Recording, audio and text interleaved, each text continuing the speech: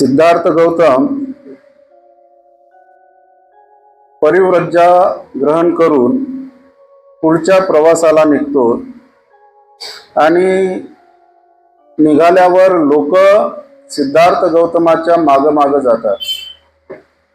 सिद्धार्थ गौतम त्या लोकांना मागे वळून सांगतो की बाबा मी जे शाक्य आणि कोल्य यांच्यामध्ये युद्ध होणार होतं त्याला विरोध केला म्हणून मला हा संन्यास पत्करावा लागला,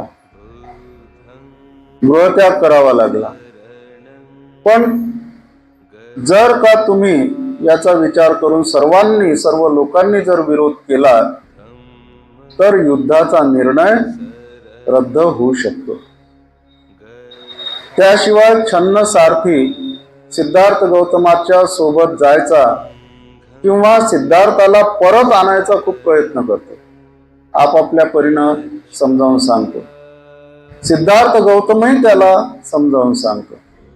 शेवटी सिद्धार्थ गौतम आपल्या निर्णयावर ठाम असतो म्हणून छन्नालाच परत जावं लागते आणि सिद्धार्थ गौतम पुढच्या प्रवासाला निघतो। छन्न आज आपण पाहणार, छन्न परतला। आपला मालक अशा रीतीने अरण्यात गेला, यामुळे दुःखी कष्टी झालेला छन्न मार्गात आपल्या दुःखाचा भार कमी करण्याचा प्रयत्न करीत होता।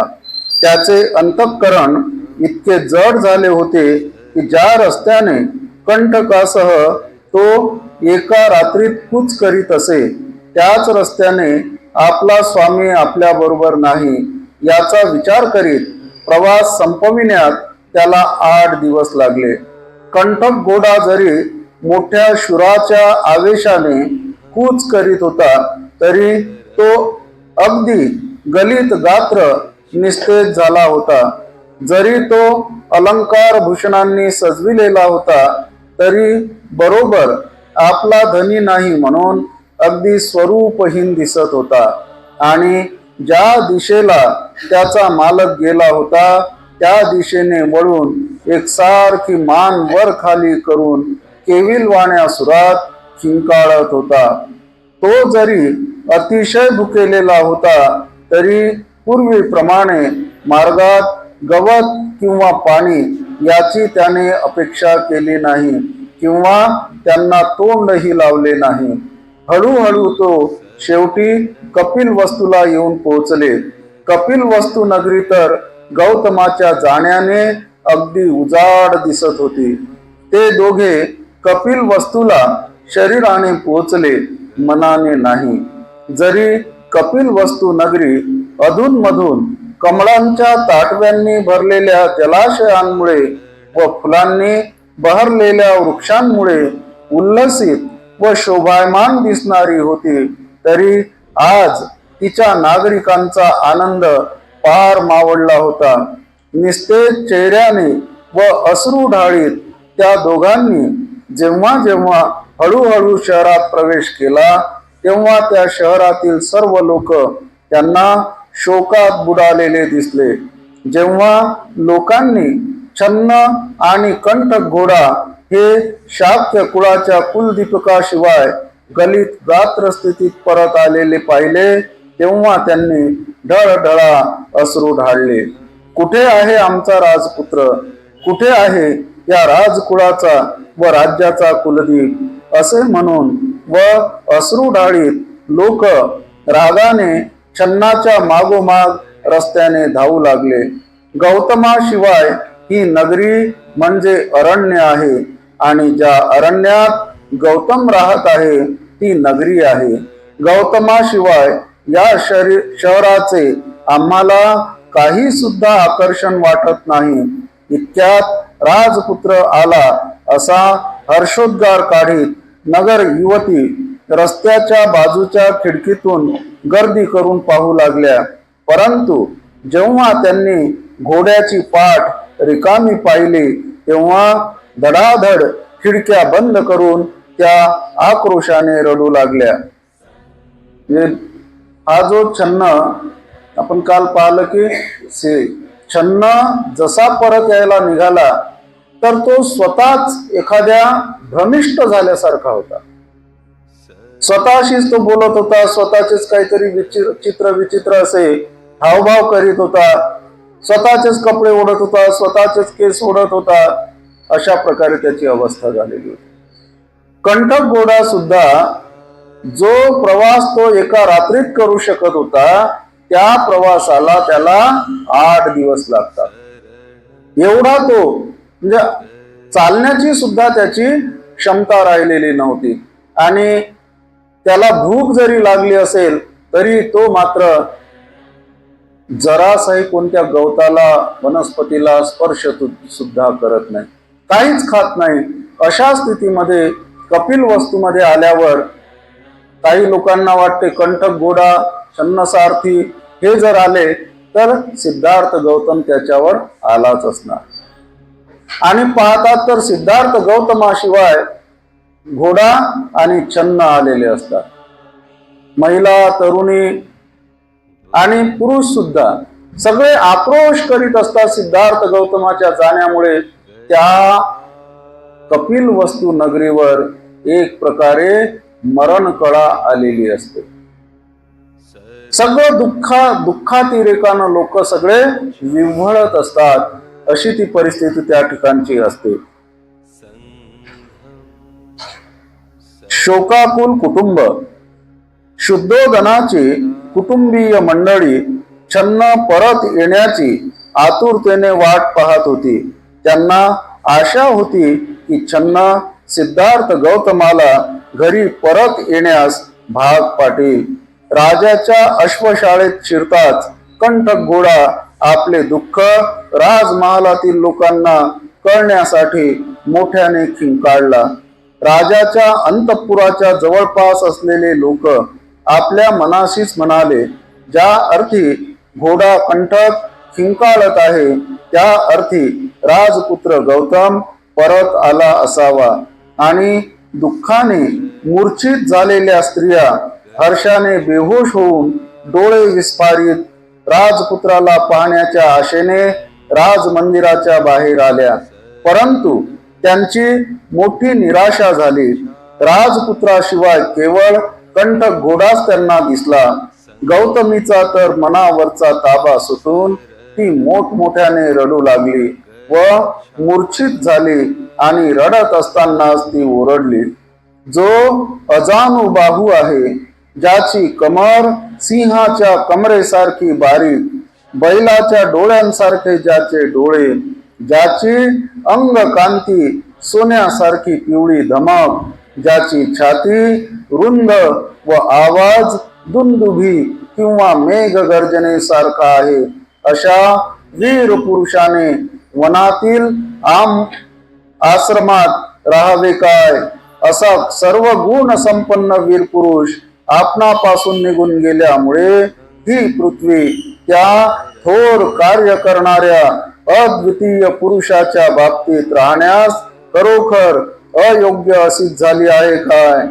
ज्यांची बोटे सुंदर स्नायूंनी जोडलेली आहेत, ज्यांचे घोटे स्नायू खाली लपलेले नील कमळासारखे दिसणाऱ्या व मध्यावर चक्रचिन्ह धारण करणाऱ्या अशा त्याच्या त्या सुकोमल 2 पायांनी तो त्या खडकाळ प्रदेशात कसा बरे चालू शकेल?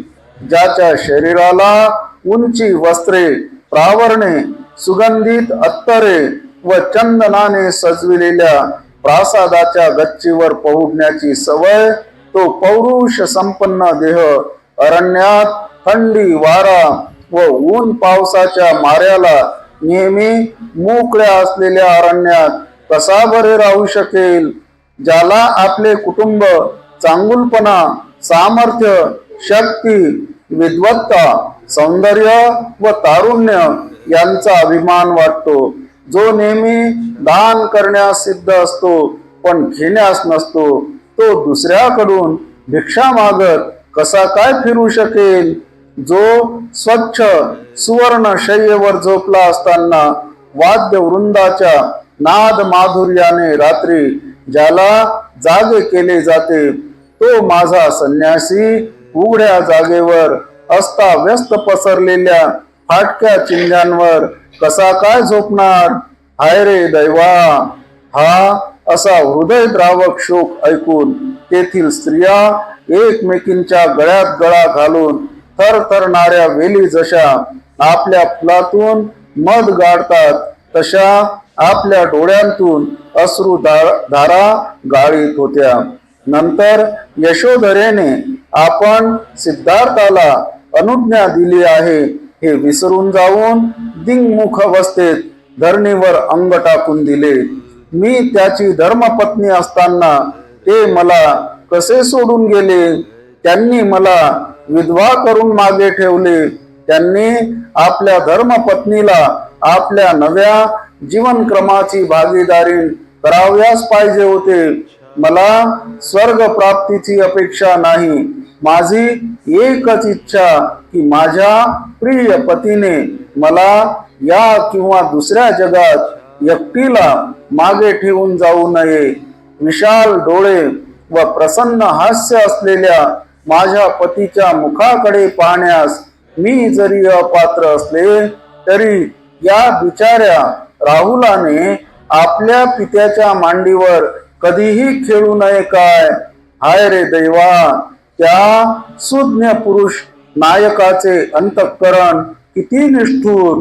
त्याच्या सुकोमल सौंदर्याप्रमाणे ते भासत असले तरी किती निर्दय व क्रूर!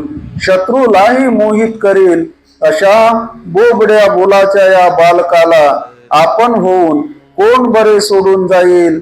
माझे हृदय खरोखर मोठे कठोर आहे.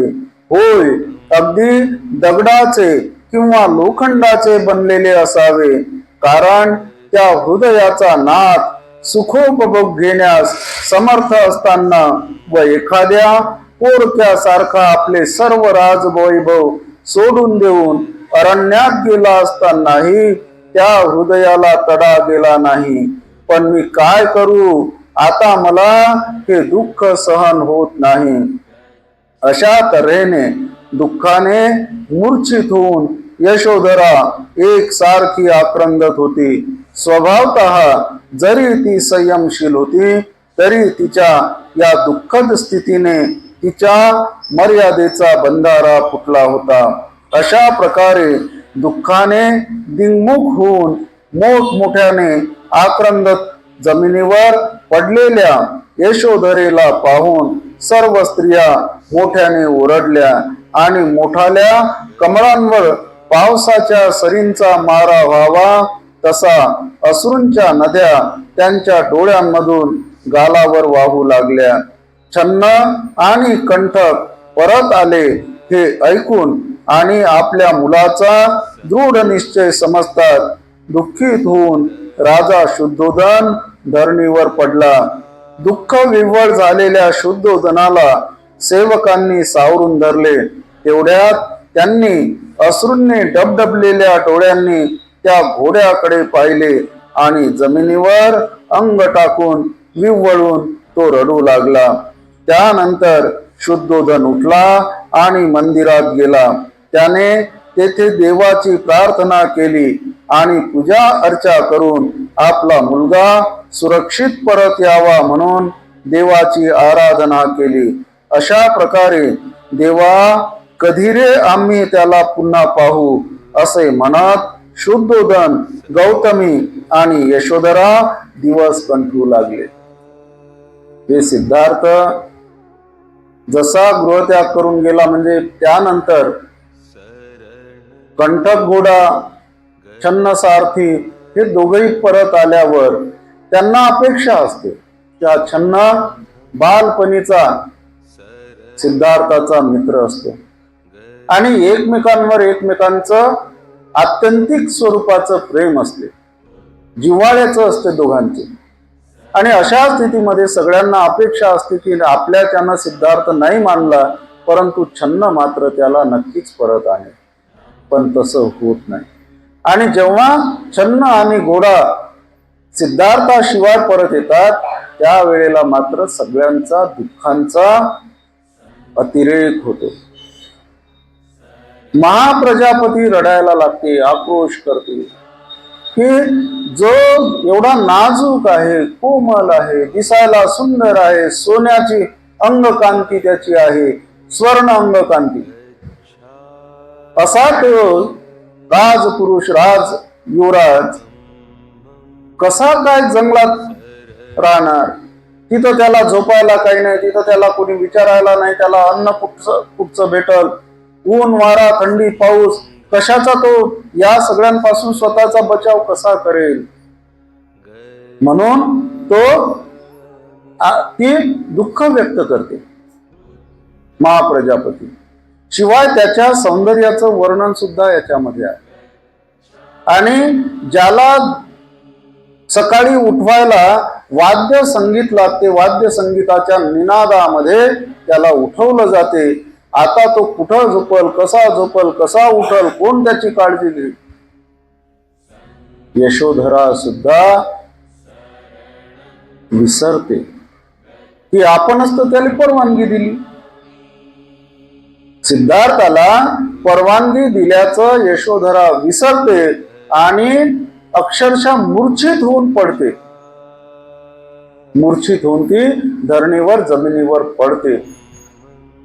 ती आक्रोश करते की अरे, एवढा नाजूक दिसणारा, कोमल दिसणारा, शांत वाटणारा सिद्धार्थ एवढा कठोर कसा काय? मला सोडून तो गेला, त्याच्या हृदयात किती कठोरपणा असेल.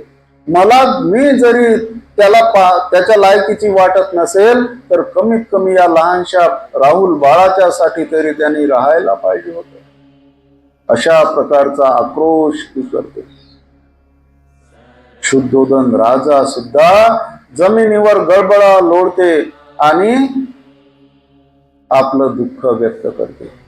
सातत्यानं काही दिवस पर्यंत असं ते दुःख त्यांचं ते व्यक्त करीत असतात, रडत असतात, शोक व्यक्त करतात सिद्धार्थाच्या जाण्यामुळे. आणि शेवटी मग आता पर्याय काय? कारण सिद्धार्थ तर गेला, आता परत येणार नाही. सध्या तरी तो परत येत नाही हे तर आता त्यांना खात्री झाली. त्यामुळे मग आता पर्याय काय? मंदिरात जायचं, प्रार्थना करायची, आराधना करायची, देवाला साकडं घालायचं, देवाला प्रार्थना करायची की देवा आमच्या पोराले सुखी ठेव, सुरक्षित ठेव आणि लवकरात लवकर त्याला आमच्याकडे परत येऊ दे. अशा प्रकारे दिवस ते कंठू लागले. पहा, हे सिद्धार्थाच्या बाबतीत एवढं सगळी नगरी, राज्यातले लोक एवढे दुःखी का होतात? कारण सिद्धार्थानं जो गृहत्याग केला त्याच्यामध्ये सिद्धार्थाचा वैयक्तिक स्वार्थ काहीच नव्हता. स्वतःचं राज्य भेटलं पाहिजे किंवा अजून ते राज्य वाढलं पाहिजे किंवा अजून काहीतरी आपल्याला प्राप्त झालं पाहिजे, अशा प्रकारचा कोणताही व्यक्तिगत स्वार्थ सिद्धार्थाचा नव्हता. सिद्धार्थानं गृहत्याग केला. उलट काय होतं? युद्ध जर झालं तर अनेक लोक मरण पावतील. किती लोक मरण पावतील याचा हिशोब नाही. आणि एक व्यक्ती मरते तर किती लोकांचं नुकसान होते. कुणाचा मुलगा जाते, कुणाचा भाऊ जाते, कुणाचा पती जाते, कुणाचं वडील जाते. किती लोक पोरके होतात. एक माणूस मरते तर किती लोक पोरके होतात. कुटुंब पोरके होते सगळे. संपूर्ण कुटुंब हे म्हणजे ज्याला निराधार म्हणतो आपण, निराधार होते. आणि सिद्धार्थाने हा विचार केला की जर युद्ध झालं तर काय परिणाम होईल. भले शाक्य लोक जिंकतील, परंतु कोलीय लोक जरी मेले तरी शाक्यांची काही लोक मेल्याशिवाय राहणार नाही. आणि असं जर झालं तर किती लोकांचं नुकसान होईल, किती लोक बर्बाद होतील, किती लोक दुःखी होतील, कष्टी होतील. हा विचार सिद्धार्थानं केला. आणि या आपल्या विचारावर ठाम राहून त्याला तर देश त्यागाची शिक्षा त्यानं स्वीकारली, परंतु स्वतःला त्याला जर देहदंडाची शिक्षा दिली असती तरी त्यानं ते स्वीकारली असते. आणि संन्यासी बनून देश त्याग जर करते तर साधा सुद्धा संन्यास नसते हा. साधा सुद्धा संन्यास नसतो. त्याला संस्कृतमध्ये भिनिष्क्रमण असं म्हटलं जाते, गृहत्याग. आणि सिद्धार्थाच्या गृहत्यागाला महाभिनिष्क्रमण असं म्हटलं जाते. जगात अनेक लोकांनी गृहत्याग केले. जगाच्या पाठीवर हजारो वर्षाच्या इतिहासामध्ये असंख्य लोकांनी गृहत्याग केले, आपल्या सर्वस्वाचा त्याग केला. पण सिद्धार्थासम केवळ सिद्धार्थच. सिद्धार्थाची बरोबरी, सिद्धार्थाच्या गृहत्यागाची बरोबरी दुसऱ्या कुणाच्याही गृहत्यागाशी होत नाही. कारण आपण पाहिलं सिद्धार्थाचं काय परिस्थिती होती. झोप खायला त्याला मिष्टान्नाचं भोजन, त्याच्या अवतीभोवती सगळ्या सुंदरी युवती, 3 ऋतूसाठी 3 प्रकारचे महाल, राहण्याच्यासाठी सगळ्या प्रकारचं ऐश्वर्य, सुख सुविधा त्याच्यासाठी त्यानं उपभोग घ्यावा म्हणून एक प्रकारे हात जोडून त्याच्या समोर उभं होतं. आणि ह्या सर्वस्वाचा त्याग तो कसा करते? जसा आपल्या तोंडात थुका येते ना, आपण सहजरित्या थुकतो. थुका आलेला गिळतो काय? गिळत नाही ना. आलेला थुका गिळत नाही, तो थुकतो. जसा आपण सहजरित्या थुका थुकतो, तशा प्रकारे सिद्धार्थ गौतमानं एवढ्या सगळ्या राज्य वैभवाचा सहजरित्या त्याग केला. जराही त्याच्याबद्दल, त्या राज्य वैभव, आई वडील, माता पिता, पत्नी पुत्र या सगळ्यांच्या प्रती जरा सुद्धा आसक्ती त्याच्या मनात नव्हती. या सर्वस्वाचा त्याग त्यानं सहजरित्या केला. आणि म्हणून सिद्धार्थाच्या गृहत्यागाला म्हणतात महाभिनिष्क्रमण हा शब्द आहे. तर अशा प्रकारे सिद्धार्थाचा गृहत्याग होते. त्यानंतर याच पहिल्या खंडातील भाग 2 आज आपण सुरू करत आहोत. कायमचा संसार त्याग. कपिल वस्तूहून राजगृहाकडे प्रयाण. कपिल वस्तू सोडल्यावर मगध देशाची राजधानी राजगृह येथे जाण्याचा सिद्धार्थ गौतमाने विचार केला. राजा बिंबिसार हा तेथे राज्य करीत होता. मोठमोठे तत्वज्ञ आणि विचारवंत यांनी राजगृह हे आपले मुख्य निवासस्थान बनविले होते. हा विचार मनात ठेवून गंगेच्या वेगवान प्रवाहाची तमा न बाळगता तो तिचे पात्र ओलांडून पलीकडे गेला. वाटेत तो प्रथम साथी नावाच्या एका ब्राह्मण योगिनीच्या आश्रमात थांबला. नंतर तो पुढे पद्मा नावाच्या दुसऱ्या एका ब्राह्मण योगिनीच्या आश्रमात गेला आणि मग रैवत नावाच्या ब्राह्मण ऋषीच्या आश्रमात जाऊन राहिला. त्या सर्वांनी त्याचे आदरातिथ्य केले. त्याचे आकर्षक व्यक्तिमत्व, उदात्त वागणूक आणि इतर सर्व पुरुषांना मागे टाकणारे त्याचे विलोभनीय सौंदर्य पाहिल्यावर त्या प्रदेशातील लोक त्याने अंगावर संन्याशाचे कपडे घातलेले पाहून आश्चर्य करू लागले. त्याला पाहिल्यावर दुसरीकडे जात असलेला मनुष्य निश्चल उभा राहील, तर उभा असलेला मनुष्य त्याच्या मागोमाग चालू लागे. सावकाश आणि गंभीरपणे चालत असलेला मनुष्य धावू लागे, तर बसलेला मनुष्य एकदम उठून उभा राहील. काही लोक त्याला दोन्ही हातांनी वंदन करीत, तर काही पूज्य बुद्धीने मस्तक नमवून त्याला अभिवादन करीत. काही जण प्रेमळ शब्दांनी त्याला संबोधित. कोणीही मनुष्य त्याला अभिवादन केल्याखेरीस जात नसे. ज्यांनी रंगीबेरंगी कपडे घातले होते अशा लोकांना त्याला पाहून लाज वाटेल. त्या विषयावर गप्पा मारणारे लोक गप्प होत. त्याला पाहिल्यावर कुणाच्याही मनात वाईट विचार येत नसत. त्याच्या भुवया, त्याचा भाल प्रदेश, त्याचे मुख, त्याचे शरीर, हातपाय किंवा त्याची चालण्याची ढब यापैकी त्याच्या कोणत्याही भागाकडे एखाद्याची नजर गेली की त्या क्षणीच त्याची दृष्टी तेथे खिळून राहील. दीर्घ आणि खडतर प्रवास केल्यानंतर 5 टेकड्यांनी वेढलेल्या, पर्वतराजींनी रक्षिलेल्या व सुशोभित केलेल्या आणि मंगल व पवित्र अशा स्थळांनी पुनीत झालेल्या राजगृह नगरीत गौतम येऊन पोहोचला. राजगृहास आल्यावर पांडव टेकडीच्या पायथ्याशी एक जागा त्याने निवडली व तेथे तात्पुरती वस्ती करण्यासाठी एक लहानशी पर्णकुटी त्याने तयार केली. राजगृहापासून कपिल वस्तू पायवाटेने जवळजवळ 400 मैल अंतरावर आहे. हा सगळा दीर्घ प्रवास गौतमाने पायीच केला.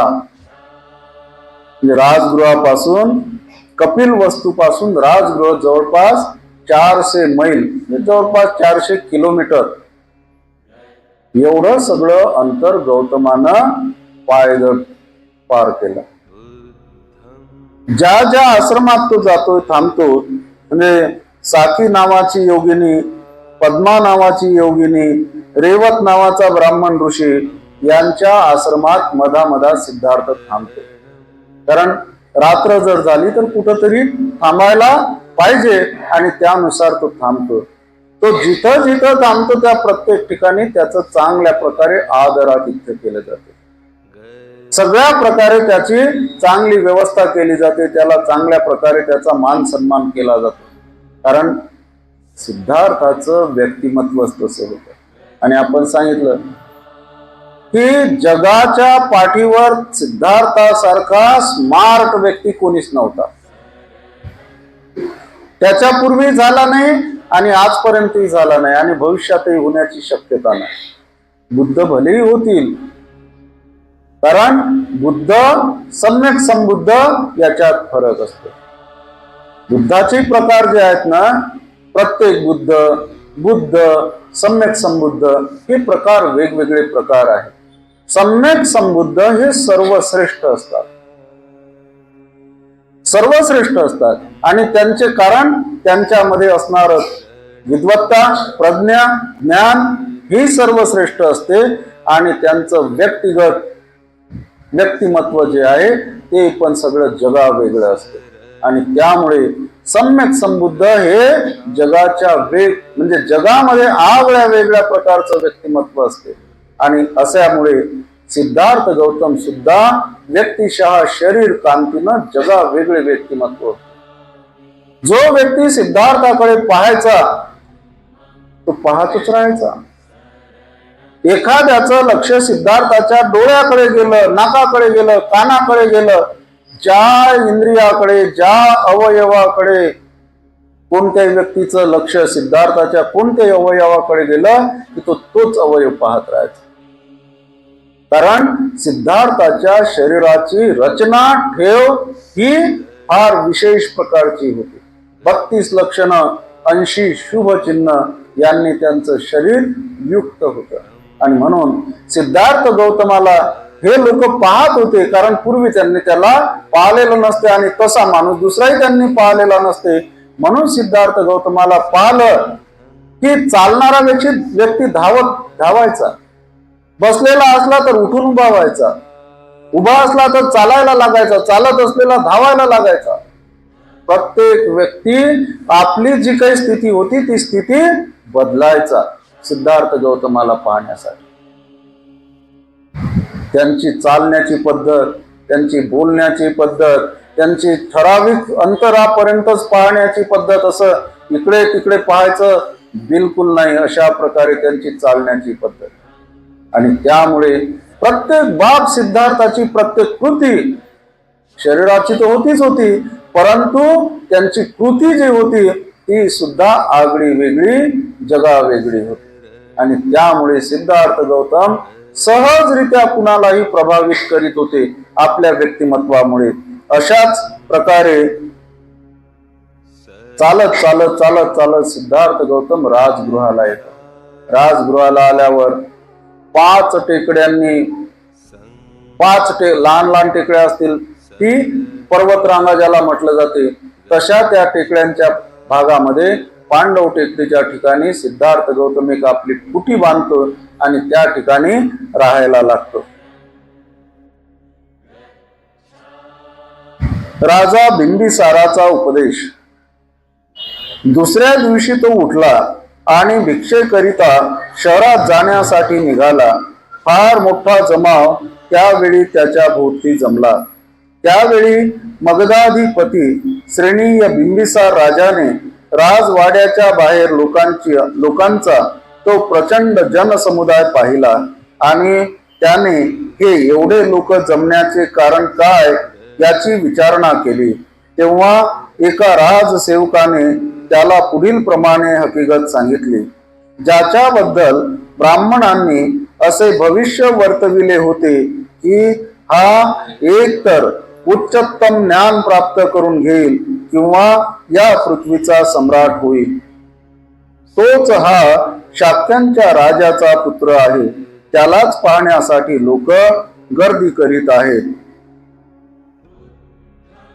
हे ऐकून आणि त्याचा अर्थ मनात ओळखून राजाने त्या सेवकाला लगेच आज्ञा दिली की जा, तो कुणीकडे जात आहे ते पाहून मला येऊन सांग. तो सेवक राजाची आज्ञा होताच त्या राजपुत्राच्या मागोमाग जाऊ लागला. स्थिर नेत्रांनी आपल्या पुढील केवळ जोखडभर अंतरापर्यंतच पाहत शरीराचे अवयव आणि मनात भरकटणारे विचार कह्यात ठेवून तो याचक श्रेष्ठ सावकाश आणि मोजून पावले टाकीत हळू आवाजात भिक्षा मागत चालला होता. मिळेल ती भिक्षा स्वीकारून तो पर्वताच्या एका निवांत कोपऱ्यात जाऊन बसला आणि तेथे अन्न सेवन करून तो पांडव टेकडीवर चढून गेला. लोद्र वृक्षांनी दाटलेल्या आणि मयुरांच्या केकारवांनी निनादलेल्या त्या अरण्यात रक्तरंगाची वस्त्रे धारण केलेला तो मानव जातीचा सूर्य पूर्व दिशेच्या पर्वतराजीवरील बाल सूर्यासारखा तळपू लागला. याप्रमाणे त्याला लक्षपूर्वक पाहिल्यावर त्या राजसेवकाने राजाला सर्व हकीकत सांगितली आणि राजाने जेव्हा ती ऐकली तेव्हा अति आदराने आणि मोजकाच लवाजमा घेऊन तो स्वतः तिकडे जाण्यास निघाला. पर्वताप्रमाणे धिप्पाड असा तो राजा टेकडी चढून गेला. त्या ठिकाणी आसनस्थ आणि जितेंद्रिय असा तेजस्वी गौतम त्याच्या दृष्टीस पडला. जणू काही तो पर्वत हलत असून स्वतः गौतम हा त्या पर्वताचे शिखर आहे असा त्याला भास झाला. शारीरिक सौंदर्य आणि पूर्ण मनशांती यामुळे वैशिष्ट्यपूर्ण दिसणाऱ्या गौतमाला त्या नराधिपाने पाहिले आणि आश्चर्यचकित होऊन प्रेमपूर्व आदर भावाने तो त्याच्या जवळ गेला. बिंबिसाराने मोठ्या आदराने त्याच्या जवळ जाऊन त्याच्या शरीर स्वास्थ्याविषयी विचारपूस केली आणि गौतमाने तितक्याच ममत्वाने आपले मन स्वस्थ व शरीर सर्व व्याधींपासून मुक्त असल्याची खात्री दिली. त्यानंतर तो राजा खडकाच्या स्वच्छ पृष्ठभागावर बसला आणि आपल्या मनस्थितीची कल्पना देण्याच्या हेतूने तो म्हणाला. सिद्धार्थ गौतम त्या राजगृहामध्ये येतो. ही बिंबिसार राजाची राजधानी असते, राजगृह. आणि त्या काळात पुढे आणखी येईल, त्या काळात जे काही ऋषी मुनी संत महात्मे त्या काळातले जास्तीत जास्त राजगृहामध्ये यायचे आणि राजगृहामध्ये वास्तव्य करायचे, राहायचे. कारण राजा बिंबिसार त्या सगळ्यांना आश्रय द्यायचा, त्यांची काळजी घ्यायचा, त्यांची व्यवस्था करायचा, त्यांना कोणत्याही प्रकारात त्रास होणार नाही याची तो खबरदारी घ्यायचा. सिद्धार्थ गौतम सुद्धा त्या पांडव टेकडीच्या वर थांबतो एक लहानशी कुटी बनवून आणि भिक्षाटनासाठी ज्या वेळेला राजगृहामध्ये प्रवेश करतो, सिद्धार्थ गौतमाच्या व्यक्तिमत्वाचा परिणाम प्रभाव तिथेही पडतो. त्या राजगृहामधले लोक सिद्धार्थ गौतमाला पाहायला गोळा होतात, त्याच्या माग जमा होतात, अवतीभोवती जमा होतात, गर्दी वाढते आणि राजा आपल्या राजवाड्याच्या गच्चीवरून ही गर्दी पाहते आणि एका सेवकाला विचारते की कायची गर्दी आहे भाऊ. तो सेवक सांगते की या सिद्धार्थ म्हणजे ज्याच्या जन्माच्या अगोदर सुद्धा जन्मच व्हायचा होता तर भविष्यवाणी केलेली होती की हा बालक जर जन्माला आल्यावर जर तो सांसारिक जीवनात राहिला तर तो महान सम्राट, चक्रवर्ती सम्राट होईल आणि जर गृहत्याग करून संन्यासी बनला तर तो या जगातला बुद्ध होईल, सगळ्या जगातलं सगळ्या प्रकारचं अज्ञान रूपी अंधकार नष्ट करणारा होईल. तो बिंबिसार राजाचा सेवक त्या राजाला सांगतो आणि आता म्हणते तो संन्यासी बनला आणि गृहत्याग करून संन्यासी बनल्यामुळे तोच आपल्या नगरात भिक्षाटन करत असल्यामुळे लोक त्याला पाहण्यासाठी त्याच्या माग जात. राजाला ते महत्वाचं वाटते. बिंबिसार राजाला ही अत्यंत महत्वाची बाब वाटते आणि म्हणून त्या सेवकाला राजा सांगते की तू असं कर, जा, तो कुठं जाते, काय करते, कुठं मुक्कामी थांबलेला आहे ही सगळी माहिती काढ आणि मला येऊन सांग. आणि मग तो सेवक तसाच करते आणि मग राजा मात्र काही ठराविक लोकायले सोबत घेते आणि सिद्धार्थाच्या भेटीसाठी राजा होता. पण पहा किती, ज्याला विनम्रपणा म्हणतात, राजा होता तो काही साधा सुद्धा व्यक्ती नव्हता. त्यानं जर मनावर ठरवलं असतं तर जाय रे त्या सिद्धार्थाला बोलवून आण बरं, असा म्हणू शकला असता. एक दोन सेवकांना सैनिकांना पाठवून सिद्धार्थाला बोलवून आणा, सिद्धार्थही आला असता. असं नाही केलं त्यांनी. कारण एक चांगला व्यक्ती दुसऱ्या चांगल्या व्यक्तीचा मान सन्मान राखत असतो. एक चांगला व्यक्ती दुसऱ्या चांगल्या व्यक्तीचा मान सन्मान करत असतो, आदर करत असतो. हा स्वतःही चांगला होता आणि म्हणून त्यालाही जाणवलं की जो राजपुत्र होता त्यानं सगळ्या सर्वस्वाचा त्याग केला आणि त्यागाचं कारणही कोणतं, तर त्याचं वैयक्तिक कारणच नाही काही, त्याच्या वैयक्तिक स्वार्थाचं कोणतंच कारण नाही, लोकांच्या भल्यासाठी म्हणून त्यानं सर्वस्वाचा त्याग केला. आणि म्हणून राजाला पण ते फार मोठी बाब वाटते. कारण राजा थोडंच राज्य सोडू शकते स्वतःच, त्यानं सोडलेलं नसते, ते सोडण्याची त्याची इच्छाही नसते आणि म्हणून त्यालाही त्याचं मत वाटते सिद्धार्थाचं की आपल्यापेक्षा हा नक्कीच वेगळा व्यक्ती आहे. आणि म्हणून बिंबिसार राजा स्वतः आपल्या लवाजम्यासहित मोजक्या लोकांच्या सहित त्या पांडव टेकडीच्या तिथं जाते आणि राजे म्हटले त्यावेळेचे की ते स्वतःच्या मनगटाच्या ताकदीवर राजे बनायचे, स्वतःच्या सामर्थ्यावर ते राजे बनायचे. आताच्या सारखे मतपेटीतून राजे नाही बनत, आता तर ईव्हीएमच आहे, ते बनवाय नाही लागत, ते ईव्हीएमच बनवते, मतदानाची गरजही नाही, ते नॉमिनल आहे मतदान फक्त. ते आताचे राजे हे लोकायले मूर्ख बनवून स्वतः राज्यकर्ते बनत आहे. ते त्या काळातले राजे तसे नव्हते. शरीरानं दुप्पाड असायचे. त्या संभाजी राजाची तलवार किती किलोची होती म्हणतात, काहीतरी 40-45 किलोची तलवार होती म्हणतात संभाजी राजाची. आता ते मला काही निश्चित नाही माहिती, पण जे नोंद आहे इतिहासामध्ये. आता सांगा, ज्याची तलवार जर 40-45 किलोची असेल तो व्यक्ती किती सामर्थ्यशाली शक्तिशाली असेल. ती तलवार चालवाले ताकदच पाहिजे. हा बिंबिसार राजा सुद्धा धिप्पाड देहाचा होता, म्हणजे शरीरानं, तरी तो पर्वत चढून स्वतः वर जाते आणि वर गेल्यावर ज्या वेळेला सिद्धार्थ गौतम तिथं बसलेला असते, सिद्धार्थ गौतमाला पाहिल्यावर त्या राजाला वाटते की जसा काही एखादा सूर्यच या पृथ्वीवर उतरलेला आहे.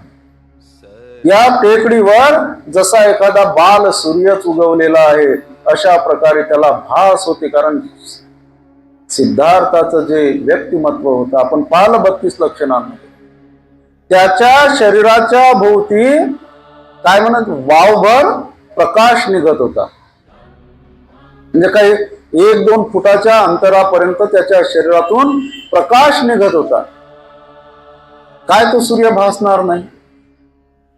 आणि त्यामुळे राजा त्याच्या जवळ गेल्यावर साहजिकच राजा आपुलकीनं सिद्धार्थाची चौकशी करतो. काय तब्येत कशी काय, काही अडचण आहे का, काही त्रास आहे का?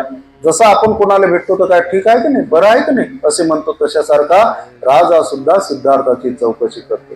सिद्धार्थ गौतम सुद्धा आपुलकीनं त्या राजाला सांगते की माझं सगळं ठीक आहे, मला काही अडचण नाही. आणि हे सगळं बोलणं झाल्यावर राजा एका दगडावर तिथं बसतोय आणि मग सिद्धार्थाशी बोलतोय. सिद्धार्थाला तो काय म्हणतो राजा, बिंबिसार, बाळ, तुझ्या कुटुंबाशी माझी दृढ मैत्री आहे. ती वंश परंपरागत असून तिची दृढता चांगली सिद्ध झालेली आहे. म्हणूनच तुला काही सांगावे अशी माझी इच्छा माझ्या मनात निर्माण झाली आहे. माझे प्रेमाचे शब्द तू नीटपणे ऐक. राजा म्हणते सिद्धार्थाला की तुझ्या कुटुंबाशी माझी पूर्वापार मैत्री चालत आले. माझ्याही आजोबांना पंजोबांना, तुझ्याही आजोबा पंजोबाशी मैत्री होती आणि आज आपणही आहो असा राजा सांगते. त्यामुळे म्हणते बाबा मला काही तुझ्याशी बोलायचं आहे ते तू नीटपणे शांतपणे ऐक. आणि मग राजा काय म्हणतो, सूर्यापासून ज्याचा प्रारंभ झाला आहे असा तुझा वंश, नवतारुण्य, डोळ्यांना भुरळ घालणारे सौंदर्य, याचा मी जेव्हा विचार करतो तेव्हा मला अचंबा वाटतो की इतर सर्व गोष्टींशी इतका विसंगत असा राजोपभोगापेक्षा सर्वस्वी संन्यासाचे जीवन जगण्याचा हा तुझा निर्धार तुझ्या मनात कसा निर्माण झाला? तुझ्या अवयवांना रक्तचंदनाचा सुगंधच योग्य आहे. रक्तवर्णाची ही जाडी भरडी वस्त्रे त्यांना शोभत नाही. या तुझ्या हाताने प्रजाजनांचे रक्षण करावे, दुसऱ्याने दिलेले अन्न धारण करणे त्याला शोभत नाही. म्हणून सौजन्यशील युका, जर तुला तुझ्या वडिलाचे राज्य नको असेल तर माझ्या अर्ध्या राज्याचा तू औदार्याने स्वीकार कर. याप्रमाणे तू केलेस तर तुझ्या आप्तस्वकीयांना दुःखाचे कारण उरणार नाही. कालांतराने सार्वभौम सत्ता देखील अखेरीस धीर गंभीर अशा पुरुषाच्या आश्रयासाठी धाव घेते. म्हणून या बाबतीत तू मला उपकृत कर. सज्जनांच्या सहाय्यामुळे सज्जनांचा उत्कर्ष जास्त प्रभावी ठरतो. परंतु तुझ्या वंशाभिमानामुळे जर तुला माझ्याविषयी विश्वास वाटत नसेल तर अगणित अशा सज्ज असलेल्या सैन्यात आपल्या बाणांसह सामील हो आणि मला मित्र मानून आपल्या शत्रूंना जिंकण्याचा प्रयत्न कर. म्हणून तू यापैकी एका गोष्टीचा स्वीकार कर. धर्म, संपत्ती आणि सुख यांच्या नियमांना अनुसरून तू वाग. प्रेम आणि इतर गुण यांना तू अनुसर. जीवनाची ही 3 उद्दिष्टे आहेत. जेव्हा माणसे मरतात तेव्हा केवळ या जगापुरताच त्यांचा अंत होतो. म्हणून जीवनाच्या या 3 उद्दिष्टांना अनुसरून त्यांची फलप्राप्ती करून घेण्यास तुझे हे व्यक्तिमत्व कारणीभूत होऊ दे. असे म्हणतात की धर्म, संपत्ती आणि सुख यांची ज्यावेळी संपूर्ण प्राप्ती होते त्याच वेळी मानवी जीवनाचा हेतू पूर्ण होतो. धनुष्याची दोरी खेचण्यास लायक असलेले हे तुझे 2 बलवान बाहू निरुपयोगी राहू देऊ नकोस. ते ही पृथ्वीच काय पण त्रैलोक्य जिंकण्यास अधिक समर्थ आहे. मी तुला हे प्रेमामुळे सांगत आहे, सत्ता किंवा उद्धटपणामुळे नव्हे. तुझा हा याचक वेश पाहून माझे मन अनुकंपेने भरून आले आहे आणि मी अश्रू ढाळीत आहे. याचकाचे जीवन जगू इच्छिणाऱ्या गौतमा, नामवंत अशा तुझ्या वंशाला साजेसे तुझे सौंदर्य वार्धक्य येऊन नष्ट होण्यापूर्वी वेळ गेली नाही तोपर्यंत आताच सर्व सुखांचा उपभोग घे. वृद्ध मनुष्य धर्माने पुण्य मिळवू शकतो. सुखोपभोगाच्या दृष्टीने वृद्धापकाळ असह्य असतो. म्हणून असे म्हणतात की सुखे ही तरुणांसाठी असतात, संपत्ती मध्यम वयस्कर पुरुषांसाठी असते आणि धर्म वृद्धांसाठी असतो. आजच्या या जगात यौवन हे धर्म व संपत्ती यांचा शत्रू आहे. आपण स्वतःला सुखोपभोगापासून दूर ठेवण्याचा कितीही प्रयत्न केला तरी आपण त्यांना टाळू शकत नाही. म्हणून जिथे जिथे सुखे सापडतील तिथे तिथे तुझ्या यौवनाने त्यांचा उपभोग घ्यावा. वृद्धत्वाची प्रवृत्ती चिंतनाकडे असते. ते गंभीर आणि शांत राहण्याच्या बाबतीत तत्पर असते. फारसे सायास न करता अपरिहार्यपणे ते विकार विरहित होते. लज्जा हेही त्याचे कारण आहे. म्हणून चंचल बाह्य वस्तूंकडेच आकर्षित होणाऱ्या, निष्काळजी, उतावळ्या आणि दूरदृष्टी नसलेल्या यौवनाच्या फसव्या कालखंडामधून बाहेर पडल्यावर लोक अरण्यातून सुरक्षितपणे सुटका झालेल्या माणसांप्रमाणे सुटकेचा निश्वास टाकतात. म्हणून अविचारी आणि भ्रामक असा हा यौवनाचा चंचल काल जाऊ दे. आपल्या आयुष्यातील पूर्व भागातील वर्षे सुखाकरिता राखून ठेवलेली असतात. इंद्रियांच्या आसक्तीपासून आपण त्यांना दूर ठेवू शकत नाही. किंवा धर्म हे जर खरोखर तुझे ध्येय असेल तर यज्ञ कर. यज्ञ करून सर्वोच्च अशा स्वर्गात आरोहण करणे ही तुझ्या कुटुंबाची अति प्राचीन अशी प्रथा आहे. मोठमोठ्या ऋषींनी जे ध्येय आत्मक्लेशाने गाठले त्याच ध्येयाची प्राप्ती सुवर्ण कंकणांनी ज्यांचे हात भरलेले असत आणि ज्यांचे चित्र विचित्र मुकुट रत्नांच्या प्रकाशामुळे चकाकत असत अशा राजर्षींनी यज्ञाच्या मार्गाने प्राप्ती करून घेतलेली आहे. हा बिंबिसार राजा सिद्धार्थ गौतमाला समजावतो की तुझ्या कुटुंबाचं आणि माझ्या कुटुंबाचं पूर्वापार मैत्री आहे. तू जरी गृहत्याग केला असला परंतु हा गृहत्याग तुला शोभत नाही. तुझं शरीर रक्तवर्णित रक्तचंदनासारखं आहे, नाजूक आहे आणि या शरीरावर जाडे भरडे रक्त वर्णाचे वस्त्र शोभत नाही. तू लोकांना दान देण्याच्या लायकीचा आहेस, पात्रतेचा आहेस. तुझं यौवन म्हणजे तारुण्य अत्यंत सामर्थ्यशाली आहे. तू बुद्धिमान आहेस आणि त्यामुळे तू अशा प्रकारे भिक्षा मागून जगणं, भिकाऱ्यासारखं जगणं हे तुला शोभत नाही. तुला तुझ्या राज्यामध्ये जर आवड नाही, तुझं राज्य जरी तुला नको असेल तर तू माझं अर्ध राज्य स्वीकार कर. आता सांगा बरं, कोणी म्हणते काय, माझं अर्ध राज्य तू आयतच घेऊन घे म्हणते कोणी? आताच्या काळात तर विचारूच नका. एकमेकाचे खून करतात सत्ता प्राप्तीच्या साठी. बिंबिसार राजा सिद्धार्थ गौतमाला म्हणते की तू माझं अर्ध राज्य घे सहजरित्या, आणि जर तुला तेही मान्य नसेल तर तू माझ्या सैन्यात भरती हो, सेनापती बन आणि सेनापती बनून हे राज्य तू तुझ्या अधीनस्थ ठेव, अजून वाढ, माझा मित्र म्हणून.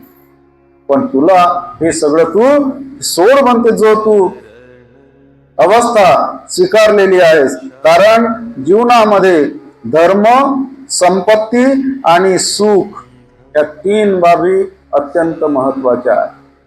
सिद्धार्थ गौतमाला राजा बिंबिसार सांगते. आणि संपत्तीचं जे सुख आहे, उपभोग आहे, हा म्हातारपणात घेता येत नाही. तर हे बरोबर आहे त्याच. राजा बिंबिसार सिद्धार्थाला सांगते की संपत्तीचा उपभोग घेणं म्हातारपणात शक्य होत नाही. दात पडले असले, चांगले पदार्थ जेवता येत नाही, चावता येत नाही ना. चावता येते का? नाही चावता. मनासारखं जेवता येत नाही, कुठं चालता फिरता येत नाही, मनासारखं कुठे जाता येत नाही, काही नाही. अनेक अडचणी येतात म्हातारपण म्हटलं. आणि म्हणून तो बिंबिसार राजा सिद्धार्थाला म्हणते की तरुणपणातच सगळ्या सुखांचा उपभोग घेता येऊ शकतो संपत्तीच्या माध्यमातून. आणि जे काही मानसिक शांतता, धर्म वगैरेच जी बाब आहे ही म्हातारपणात केली पाहिजे म्हणते. कारण म्हातारपणात तो सांगते, राजा सांगते की म्हातारपणात मन जरासं स्थिर होते, तो सांगते. आणि म्हणून म्हणतोय की तू आता हे सगळं सोडून दे, कारण तुला हे काही शोभत नाही. आणि तो अनेक प्रकारे राजाला समजावून सांगते. त्या राजा सिद्धार्थाला समजावून सांगते की हे तारुण्य चंचल असते. तारुण्य हे तरुणपणा हा चंचल असतो, स्थिर नसतो, अस्थिर असतो. आणि त्यामुळे सातत्यानं मन भरकटत असते, इथून तिथं तिथून उठत, माकडासारखं असते. माकड जसं एका ठिकाणी थांबत नाही तसं ते असते. आणि म्हणून हे तारुण्य तू म्हणते संसारात राहून, या तारुणपणात तू संसारात राह. आणि नंतर म्हातारपणात म्हणते की तू लागल्या धर्माचं काम कर. तुला जर आताही धर्म वगैरे धार्मिक काम करायचे असतील तर तू यज्ञयाग वगैरे कर म्हणते, कारण तुझ्याही कुटुंबाची ती परंपरा आहे. परंतु हे संन्यासाचं जीवन सोडून दे. अशा प्रकारे राजा बिंबिसार सिद्धार्थ गौतमाला समजावून सांगते. सिद्धार्थ गौतम सुद्धा राजा बिंबिसाराला फार सुंदर असं उत्तर देतो. ते उत्तर आपण उद्याला बघूया.